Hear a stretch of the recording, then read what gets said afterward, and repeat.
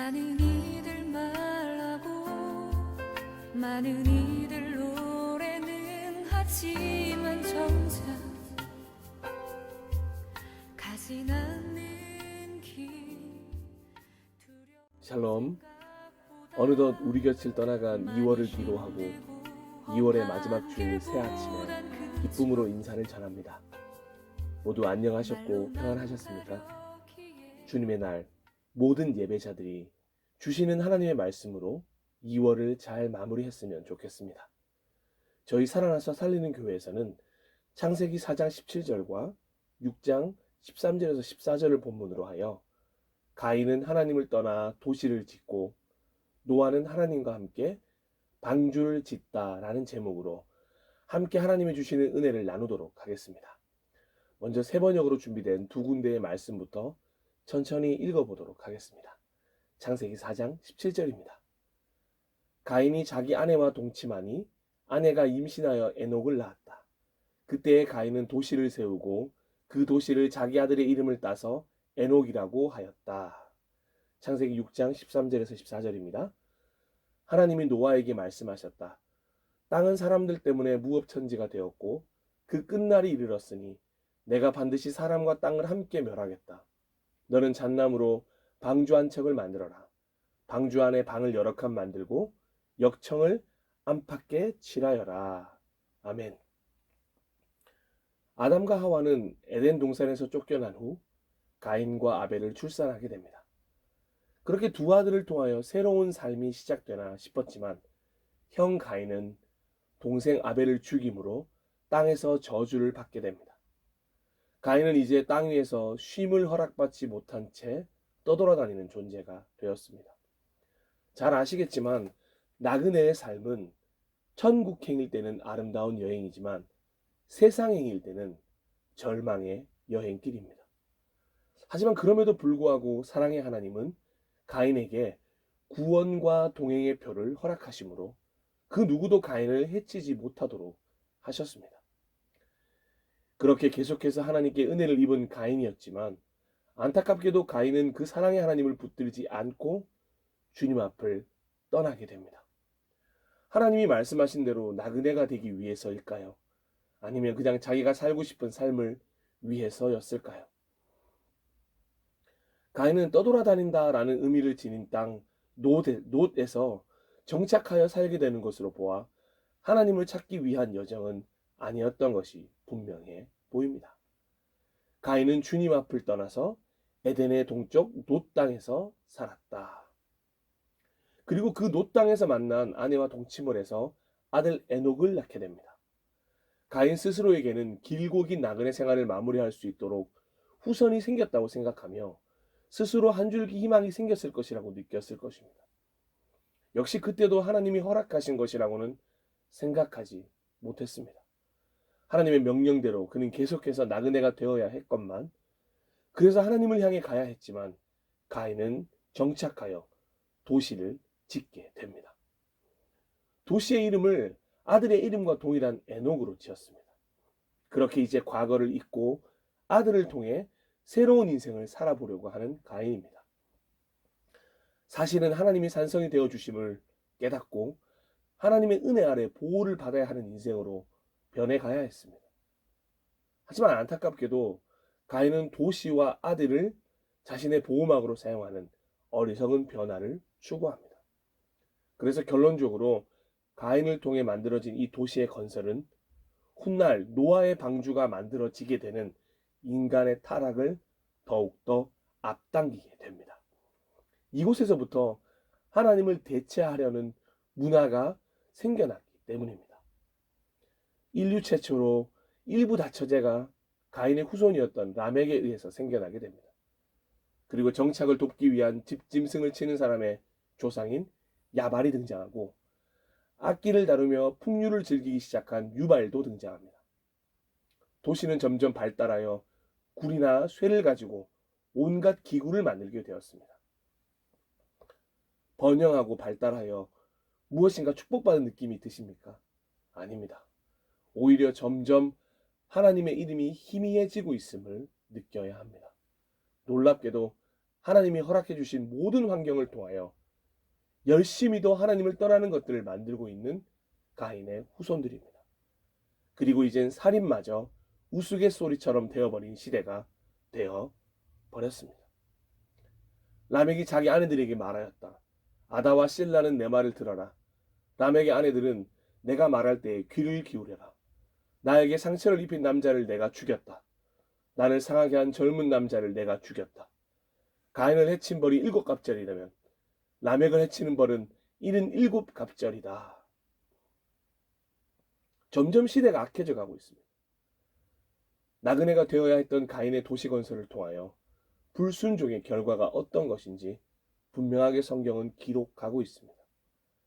그러자 성경은 이제 더 이상 가인의 후손에게 시선을 두지 않습니다. 다시 희망을 회복할 방법을 우리에게 보여주십니다. 그래서 하나님께서 아담과 하와에게 새로운 아들을 허락하신 것입니다. 그 아들에게로 우리의 시선을 인도해 가십니다. 아담이 다시 자기 아내와 동침하였다. 마침내 그의 아내가 아들을 낳고 말하였다. 하나님이 가인에게 죽은 아벨 대신에 다른 씨를 나에게 허락하셨구나. 그의 아내는 아이의 이름을 셋이라고 하였다. 아멘. 아벨은 죽고 가인은 떠나고 아담과 하와는 다시 후손을 갖기 위해 많은 노력을 기울였을 것입니다. 하지만 생명은 하나님께로부터 오는 것. 하나님이 허락해 주셔야 생명이 탄생할 수 있음을 다시 한번 보여줍니다. 그리고 마침내 아담과 하와에게 아벨을 대신할 한 아들을 허락해 주셨는데 그 아들의 이름이 바로 셋입니다. 셋이란 이름의 뜻은 허락하심입니다. 하나님의 허락하심을 받고 태어난 존재가 바로 셋인 것입니다. 다시 이 셋을 통하여 하나님의 구원 역사가 펼쳐지게 될 것입니다. 그리고 그 기대감을 더 크게 만들었던 일이 바로 셋의 아들 에노스 시대의 기록입니다. 셋의 아들 에노스 시대 때 비로소 사람들이 주님의 이름을 부르고 예배하기 시작했기 때문입니다.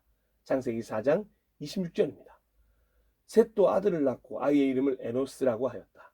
그때 비로소 사람들이 주님의 이름을 불러 예배하기 시작하였다. 아멘. 하지만 안타깝게도 그때뿐이었던 것으로 보입니다. 성경은 창세기 5장부터 차분하게 아담의 족보를 써내려갑니다. 사실 기록할 만한 특별한 일은 없습니다. 그저 오래 살다가 자손을 낳고 죽은 후손에 대한 기록이 이어집니다. 에노스 이후로 하나님을 계속해서 찾았다는 기록도 없습니다. 그리고 야레덱에서 태어난 에녹을 통해 다시금 하나님과 동행했던 인물이 생겨나기도 하였습니다. 하지만 너무도 악한 세상에 하나님과 동행했던 에녹을 홀로 두실 수 없었던지 하나님은 에녹을 데려가셨습니다. 그리고 다시 그저 무의미한 삶의 연속이 이어집니다. 그러다가 재밌게도 셋의 후손에게서도 라멕이 등장합니다. 그런데 여기 등장하는 라멕은 가인의 후손 교만쟁이 라멕과는 완전히 다른 행보를 보이게 됩니다. 창세기 5장 28절에서 29절 말씀입니다. 라멕은 182살에 아들을 낳았다. 그는 아들의 이름을 노아라고 짓고 말하였다. 주님께서 저주하신 땅 때문에 우리가 수고하고 고통을 겪어야 하는데 이 아들이 우리를 위로할 것이다. 아멘. 점점 악해져가는 시대 속에서, 점점 하나님이 잊혀져가는 시대 속에서 그래도 하나님을 붙들고 있었던 셋의 후손 중 라멕이 있었던 것입니다. 그렇게 어둠 속에 한 줄기 빛과 같이 희망을 보여주며 기적처럼 등장한 라멕은 아주 중요한 결정을 내리게 됩니다.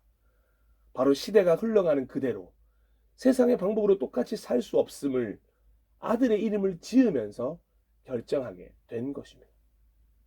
하나님의 위로가 필요했습니다. 메말라가고 점점 악해져가는 세상에 필요한 것은 하나님밖에 없었습니다. 그래서 아들의 이름을 노아, 즉 위로라고 지은 것입니다. 이 땅을 위로하고 하나님의 위로를 이 땅에 전할 인물로 키워야겠다고 생각한 라멕이었습니다. 그리고 실제로 시대의 악함을 따르지 않기 위한 교육의 결과였는지 노아는 500살이 지나서야 결혼을 한 듯 보입니다. 다른 선조들과 똑같은 길을 걷지 않았던 것 같습니다. 그리고 500살이 지나서야 아들 셈과 함과 야벳을 낳게 됩니다. 창세기 5장 32절입니다. 노아는 500살이 지나서 셈과 함과 야벳을 낳았다. 아멘. 하지만 여전히 세상은 악했습니다. 노아 한 명으로는 도저히 바꾸어 놓을 수 없는 세상이었습니다. 그리고 결정적으로 하나님의 아들들이 사람의 딸들의 아름다움을 보고 저마다 자기들의 마음에 드는 여자를 아내로 삼는 일이 일어나게 되자 하나님께서 영이 소멸될 수 있음을 선포하시고 수명도 120년으로 단축하시는 일까지 일어나게 됩니다. 하지만 그럼에도 불구하고 달라지는 것이 없자 너무도 가슴 아픈 기록이 성경에 등장합니다. 창세기 6장 5절에서 7절 말씀, 너무도 가슴 아픈 기록입니다. 주님께서는 사람의 죄악이 세상에 가득 차고 마음에 생각하는 모든 계획이 언제나 악한 것뿐임을 보시고서 땅 위에 사람 지으셨음을 후회하시며 마음 아파하셨다. 주님께서는 탄식하셨다. 내가 창조한 것이지만 사람을 이 땅 위에서 쓸어버리겠다. 사람뿐 아니라 짐승과 땅 위를 기어다니는 것과 공중의 새까지 그렇게 하겠다. 그것들을 만든 것이 후회되는구나. 얼마나 후회하셨는지 이제 창세기를 시작한 후 겨우 6장밖에 지나지 않았는데 종말을 선언하시는 하나님입니다. 보기에 그렇게도 좋으셨던 사람이란 존재는 세상은 이젠 그저 하나님의 탄식거리로 변해버렸습니다. 아담과 하와가 에덴에 있는 동산에서 쫓겨날 때도 이런 마음은 아니셨을 것입니다. 가인이 아벨을 죽였을 때도 이런 말씀을 하지 않으셨습니다. 하지만 어느새부터인가 가인의 후손도 타락하고 셋의 후손도 타락하고 더 이상 하나님께서는 역사를 주관해야 할 필요성을 느끼지 못하시게 된 것입니다. 하나님의 후회라는 단어가 너무도 먹먹하게 마음을 아프게 만듭니다. 하나님의 기쁨이 되고 하나님께 영광을 돌려야 할 인간이 하나님의 후회가 되어버린 것입니다. 하지만 성경은 한 사람의 남은 자를 우리에게 소개함으로 끝끝내 희망을 이어갈 끈을 놓지 않게 합니다. 예, 맞습니다. 절망의 언덕에서도 희망을 발견하게 하시는 하나님이십니다. 그러나 노아만은 주님께 은혜를 입었다. 아멘. 셋의 후손 라멕이 아들의 이름을 지으면서부터 이 땅의 위로가 되어줄 것이라고 기대했던 노아만이 그 시대에 하나님과 동행했던 유일한 사람이었습니다. 주님께 은혜를 입게 된 유일한 사람이었습니다. 그의 이름이 바로 노아입니다. 실로 오늘날 우리들에게도 큰 위로가 됩니다. 만약 노아가 없었다면 어쩌면 인간의 역사는 창세기 6장에서 끝이 났을 수도 있기 때문입니다. 그리고 이 성경을 기록할 이유도 목적도 없었을 것입니다. 하지만 노아는 이름 그대로 모든 이들에게 위로가 되었습니다. 그런 노아에 대해서 성경은 짧지만 굵게 이렇게 소개합니다. 창세기 6장 9절입니다. 노아의 역사는 이러하다. 노아는 그 당대에 의롭고 흠이 없는 사람이었다. 노아는 하나님과 동행하는 사람이었다. 아멘. 그런데 이 기록은 노아가 말하고 다닌 것을 받아 적은 기록이 아닐 것입니다. 하나님에 의해 인정받은 사람이 노아입니다. 그리고 사람들에게도 그렇게 인정받는 삶을 살았던 것입니다. 이렇게 성경에 노아처럼 설명하고 있는 인물이 구약과 신약에 한 명씩 더 등장합니다. 알고 계십니까? 먼저 욥기 1장 8절입니다. 주님께서 사탄에게 말씀하셨다. 너는 내 종 욥을 잘 살펴보았느냐? 이 세상에는 그 사람만큼 흠이 없고 정직한 사람, 그렇게 하나님을 경외하며 악을 멀리하는 사람은 없다. 아멘. 사도행전 11장 24절에도 등장합니다. 바나바는 착한 사람이요 성령과 믿음이 충만한 사람이었다. 그래서 많은 사람이 주님께로 나아왔다. 아멘. 노아도 욥도 바나바도 이 세 명은 하나님께는 물론이요 사람에게도 인정받던 믿음의 사람들이었습니다. 우리가 본받아야 할 타칭 신앙인들입니다. 그들을 향한 기록이 바로 저와 여러분에 대한 기록이길 간절히 소망해 봅니다. 이런 노아에게 하나님은 하나님의 계획을 설명하십니다. 우리는 그저 기록으로만 보아서 잘 실감나지 않지만 이 말을 듣고 있던 노아에게는 정말 수만 가지의 생각이 들게 만든 계획이었을 것입니다. 들으면서 자신이 감당할 수 없다는 생각이 들었을지도 모르겠습니다.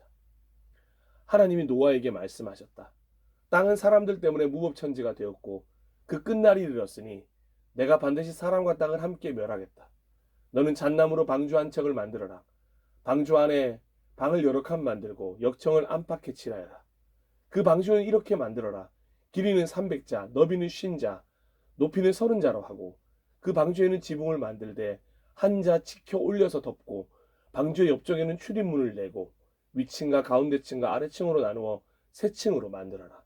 내가 이제 땅 위에 홍수를 일으켜서 하늘 아래에서 살아 숨쉬는 살과 피를 지닌 모든 것을 쓸어 없앨 터이니 땅에 있는 것들은 모두 죽을 것이다. 아멘.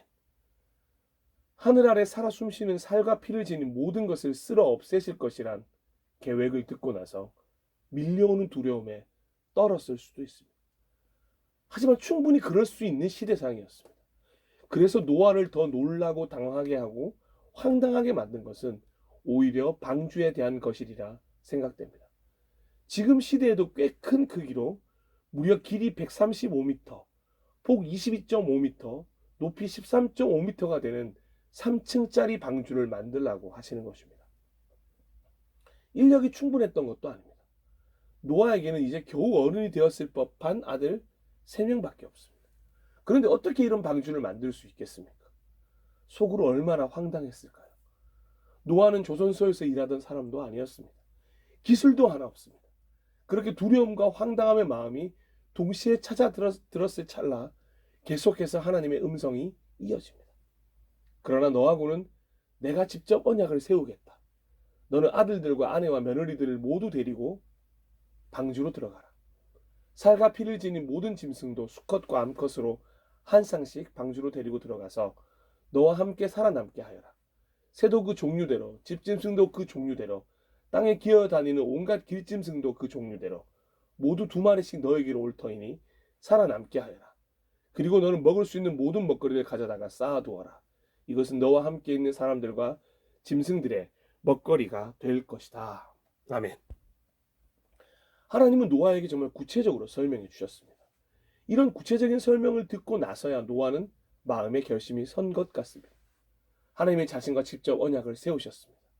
자신을 포함한 가족 모두를 구원해 주신다고 말씀하십니다. 이젠 더 이상 망설일 이유가 없습니다. 하나님을 의지하면 못할 것이 없습니다. 하나님이 도와주실 것입니다. 아버지 라멕으로부터 왜 자신의 이름이 노아라고 지어졌는지 수도 없이 들어왔던 설명이 바로 오늘 하나님의 말씀을 듣고 나서야 뚜렷해진 것입니다. 그리고 그런 노아를 응원하고 격려하듯 그리고 박수를 쳐주는 듯이 성경에서 다시는 등장하지 않는 오직 여기에서만 기록되어 있는 한 구절이 등장합니다. 창세기 6장 22절입니다. 노아는 하나님이 명하신 대로 다 하였다. 꼭 그대로 하였다. 아멘. 그냥 순종이었다면 명하신 대로 다 하였다라고 기록하면 되는데 성경은 굳이 한 구절을 더 기록하고 있습니다. 꼭 그대로 하였다. 노아는 하나님께서 말씀하신 그대로 하나도 허투루 듣지 않고 정말 말씀해 주신 그대로 행동하였다는 것입니다. 자신의 생각은 절대 포함시키지 않았다는 것입니다. 오로지 하나님의 말씀으로만 다시 시작하려고 하는 마음이 회복되는 순간입니다. 놀라운 역사의 순간입니다. 믿음의 회복은, 희망은 하나님의 말씀으로부터 시작된다는 것을 다시금 소름 돋게 경험하게 됩니다. 그리고 이 기록으로도 부족했는지 한 번 더 노아의 이 행동을 성경이 보증합니다. 창세기 7장 5절입니다. 노아는 주님께서 명하신 대로 다 하였다. 아멘. 처음만 반짝 순종한 것이 아닙니다. 노아는 정말 하나님의 말씀대로 행하였습니다. 그저 명하신 대로 자신의 생각이나 방법을 섞지 않고 완전히 순종했습니다. 아니, 이건 순종을 넘어선 복종이 더 맞는 것 같습니다. 바로 예수님이 보이셨던 그 순종, 그 복종입니다. 그는 하나님의 모습을 지니셨으나 하나님과 동등함을 당연하게 생각하지 않으시고 오히려 자기를 비워서 종의 모습을 취하시고 사람과 같이 되셨습니다. 그는 사람의 모양으로 나타나셔서 자기를 낮추시고 죽기까지 순종하셨으니 곧 십자가에 죽기까지 하셨습니다. 아멘. 그렇게 노아는 말씀하신 대로 꼭 그대로 명하신 대로 불가능해 보이는 방주를 만들기 시작합니다. 노아는 주변의 시선에 아랑곳하지 않고 오직 하나님만 바라보며 드디어 방주를 완성하게 됩니다. 엄청난 시간이 흘러갔습니다. 그 길고 긴 시간 동안 좌우도 돌아보지 않고 오직 하나님의 말씀만 의지하여 방주를 완성한 노아입니다. 사랑하고 존경하고 축복하는 예배자 여러분, 오늘 두 본문을 통해 살펴보신 것처럼 가인은 하나님을 떠나 도시를 지었지만 노아는 하나님과 함께 방주를 지었습니다. 그래서 너무도 중요한 한 가지 질문을 드리고 싶습니다. 현재 여러분의 모습은 어떻습니까? 하나님을 떠나 자신만의 도시를 건설하고 계십니까? 아니면 하나님과 함께 구원의 방주를 짓고 있습니까? 사실 오늘 이 가인이 세운 도시 이야기로부터 노아가 하나님의 명령을 받기 전까지의 이야기들은 창세기에서 별로 중요하지 않은 것 같아 보여 그 외에서도 잘 들어보지 못하셨을 것이라 생각됩니다. 거의 하나님과 동행하여 죽음을 보지 않았던 에녹 정도나 성경 퀴즈 시간 단골 문제로 등장하는 가장 오래 살았던 사람 무드셀라 정도만 들어보셨을 것입니다. 하지만 오늘 창세기는 함께 나누었던 이 창세기 부분은 너무도 중요한 신앙의 흐름을 우리에게 설명합니다. 그래서 묵상이 필요한 것입니다. 가인에서부터 노아에 이르기까지 시대적 상황을 통해 오늘 우리가 살고 있는 시대적 상황을 볼 수 있어야 하고 그들과 비교하여 오늘 나라고 하는 신앙인의 모습을 묵상할 수 있어야 하기 때문입니다. 이 땅에 희망이 되고자 하는 우리에게는 너무도 중요한 말씀들입니다. 가인과 노아 그리고 두 람에게 대한 이야기가 전부 우리들의 이야기이기 때문입니다. 가인은 하나님을 떠나 도시를 지었지만 노아는 하나님과 함께 방주를 지었습니다. 마지막으로 한 번 더 질문을 드립니다. 지금 여러분은 가인입니까? 노아입니까? 남은 주일 진지하게 고민하며 생각해 보시길 소망합니다. 여러분은 지금 하나님을 떠나 자신만의 도시를 짓고 계십니까? 아니면 하나님과 함께 하나님의 말씀대로 하나님의 방주를 짓고 계십니까? 간절히 바라기는 여러분들이 이 땅의 희망이요 위로가 되어 주시길 소망해 봅니다. 함께 잠시 기도하도록 하겠습니다.